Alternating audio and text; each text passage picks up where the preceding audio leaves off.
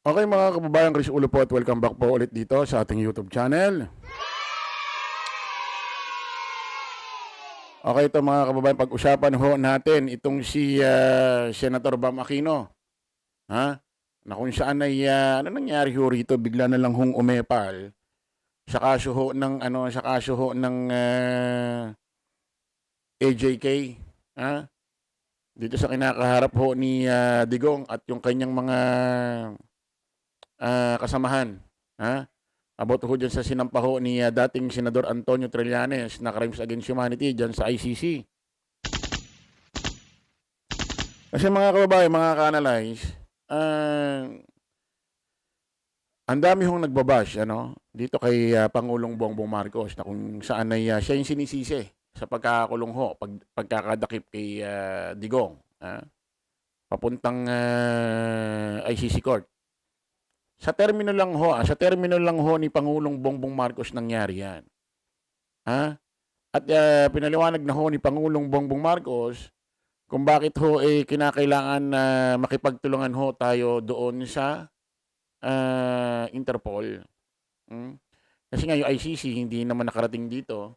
Ipinasa lang ho nila yung warrant of arrest sa Interpol. Then Interpol nagpunta ho rito. Then yung Interpol nakipagtulungan ho sa gobyerno at tinulungan naman ng gobyerno. At dinakip ho ng PNP CIDG. At that time, noon ay si PNP General Torre ay hepe ho ng CIDG. Pinaliwanag na ho ni Pangulong Bongbong Marcos yun kung bakit hindi po pwedeng hindi hayaan itong pagdakip ng Interpol kay Digong kasi nga magiging problema ho ito sa hinaharap. Kapag hindi ho pinayagan ng Interpol maaresto o tulungan natin ng Interpol, maaresto si Digong, sa mga susunod hong panahon, taon, kapag ho mayroong mga wanted dito na nagpunta sa ibang bansa at tayo naman nanghihingi ng tulong sa Interpol para mapabalik ho dito yung mga nagtatago na wanted dito sa Pilipinas. Kung naalala nyo si Alice Goo. O baka pag humingi ho tayong tulong, hindi na ho tayo tulungan, hindi na ho maipag-cooperate sa atin. Ang mangyayari niyan, magkakaroon ho ng lakas ng loob yung mga wanted dito ay mga ibang bansa na lang ng mga ibang bansa dahil wala naman naaresto sa kanila dahil tinabla na tayo ng Interpol. Dahil tinabla rin natin ng Interpol nung uhulihin nila si Digong. So mabigat. Na kinakailangan naman talaga ipatupad din ni Pangulong Bongbong Marcos. Pero sa totoo lang, lahat ng nangyaring ho niyan dahil ho kay dating Senador Antonio Trillanes na nag-file ho ng Crimes Against Humanity sa ICC Court, The Hague, Netherlands, noong 2017. That time, umiiral pa ho ang samahan ng Pilipinas at ICC. Kasi ang ICC ho ay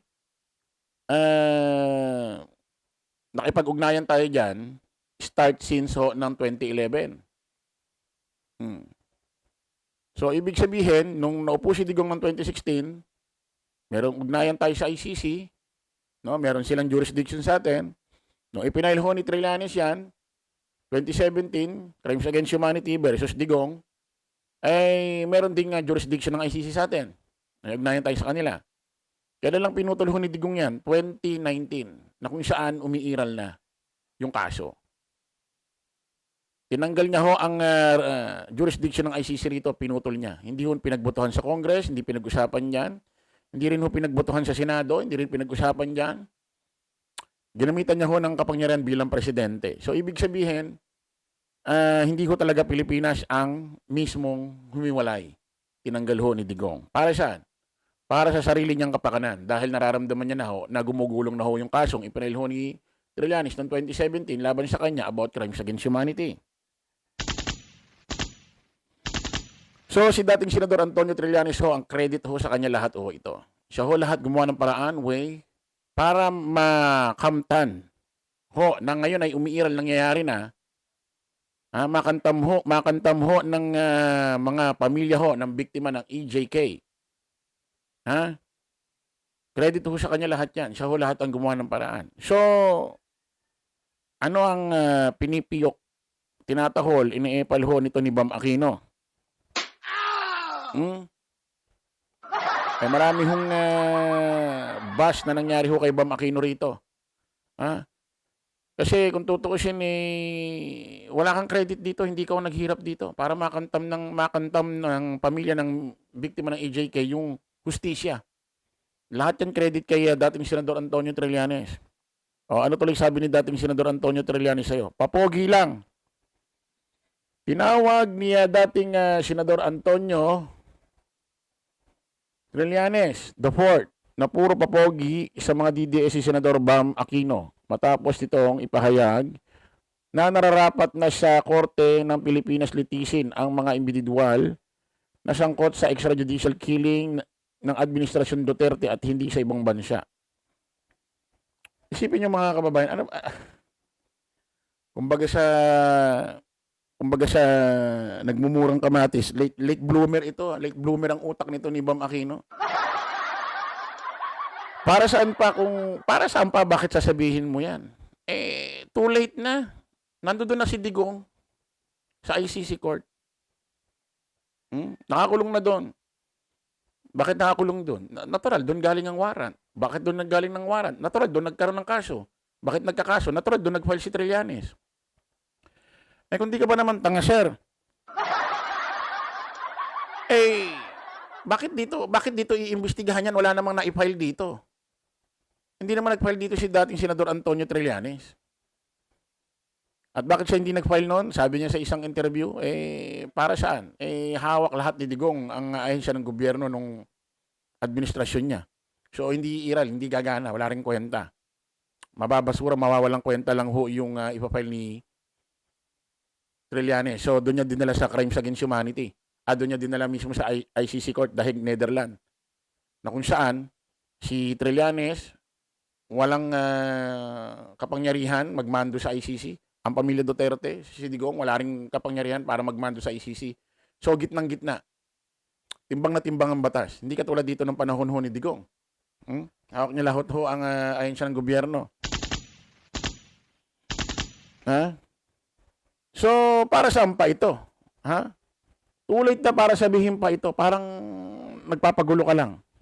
Pakinggan ho natin ito, mga kababayan.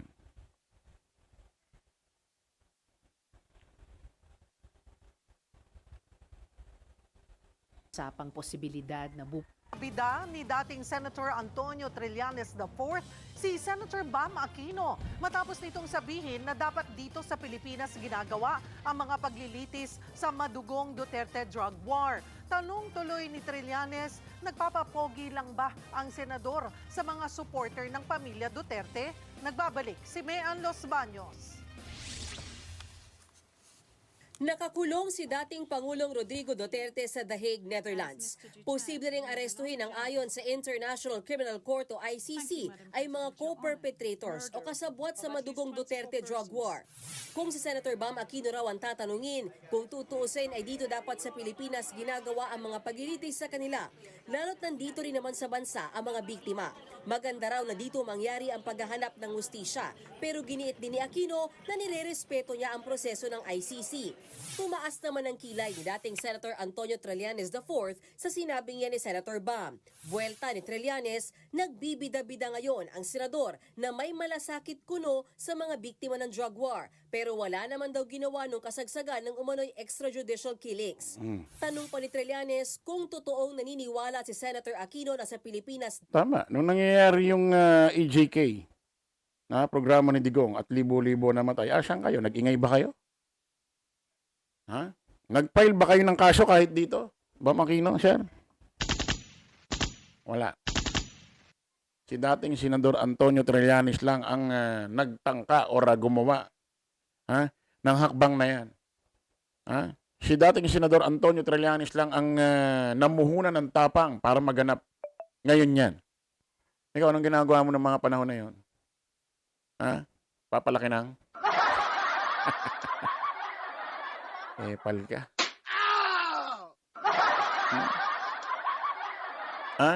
Sino ka para magsalita ng ganyan? Anong puhunan mo dyan?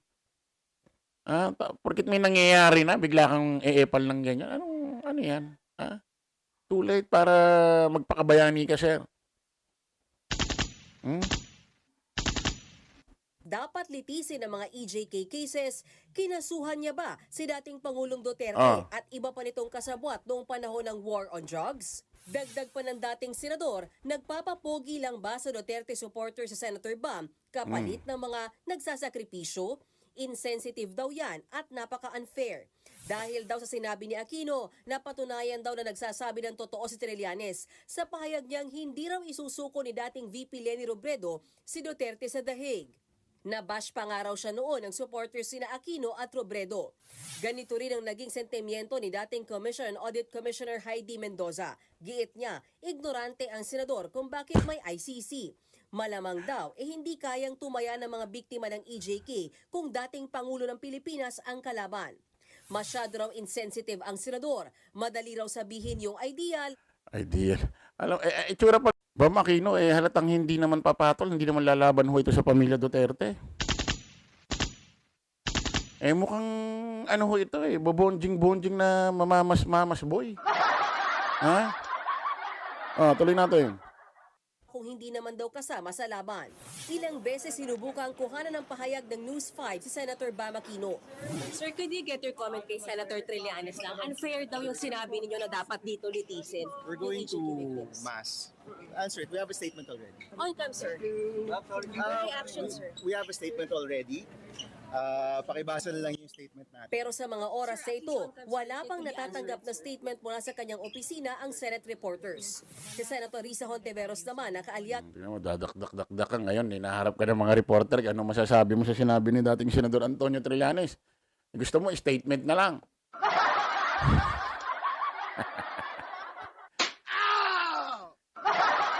At sana yung ginawa mong opinion about sa mga biktima ng AJK, dapat hindi mo na i-announce sa dapat hindi mo na i-announce sa mainstream media. Oo, dapat statement na lang. Ngayon hinihingan dadaanin mo sa statement. Ng senador, suportado ang kaso sa ICC. Hahayaan na lang daw niya na si Aquino ang magpaliwanag ng kanyang sarili. Masasabi ko lang ay para sa aking sarili na kaya ko sinusuportahan yung pinag-uusapang posibilidad na bumalik ang Pilipinas bilang miyembro ng International Criminal Court o bilang signatory muli ng Rome Protocol.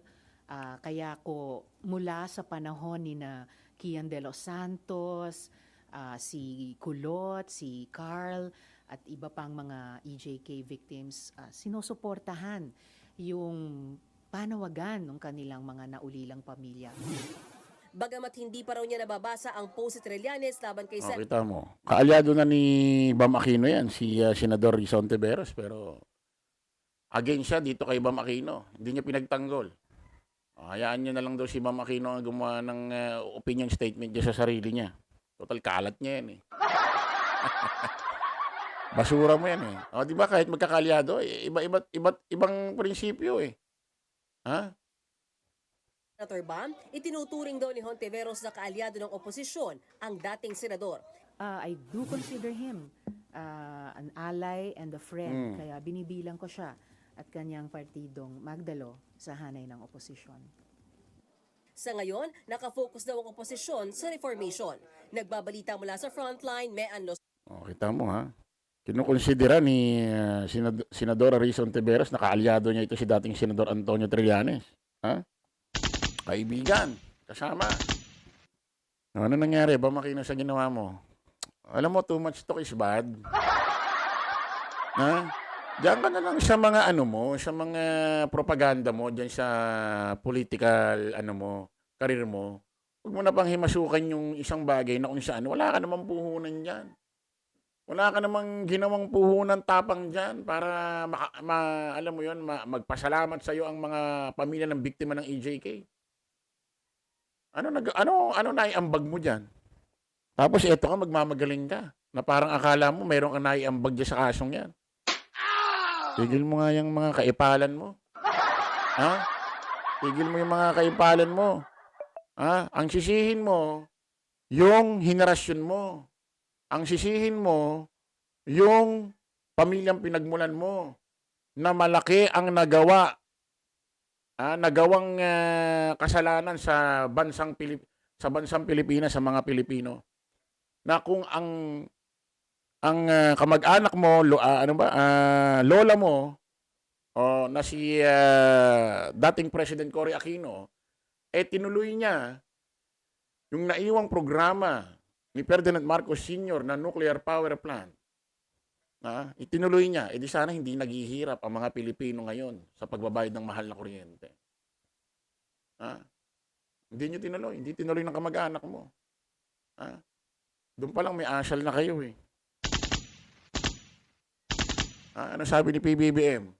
Sa isang interview niya, nung senador siya, bakit, anong klaseng kaisipan yun, ba't hindi itinuloy? Kasi, hindi naman para sa amin yan, para sa mamamayang Pilipino. Kami, may pambayad kami ng kuryente. Paano yung mga Pilipino? Mga kababayang mahihirap natin. Isipin nyo na lang kung tinuloy ni Cory Aquino yon. Kung hindi niya naging mindset na kahit napatalsik si Ferdinand Marcos Sr., para sa Pilipino to, itutuloy ko. Kahit credit sa kanya ito. Porque credit kay Ferdinand Marcos Sr., hindi na tinuloy. Pwede rin naman maging credit kay Cory Aquino dahil siya nagtutuloy. Kaya wala ang senso itong Pilipinas eh. Di sana imbis na pagbayad natin ng kuryente ngayon, pinang-grocery na lang. Para sa mga anak natin, para sa mga apo ng ibang mga senior citizen. Paano nga makakapag grocery or paano mapupunuan ang mga masustansyang pagkain ang binibili ng mga magulang para sa kanilang pamilya, anak. Doon pa lang sa pagbabayad ng kuryente, ubos na yung sinahod. Kung tutusin, malaki kasalanan ng kamag-anak mo dito sa mga Pilipino, dito sa Pilipinas. Okay mga kababayan, kita-kita ulit tayo sa panibagong vlog. Maraming salamat po. Bye-bye.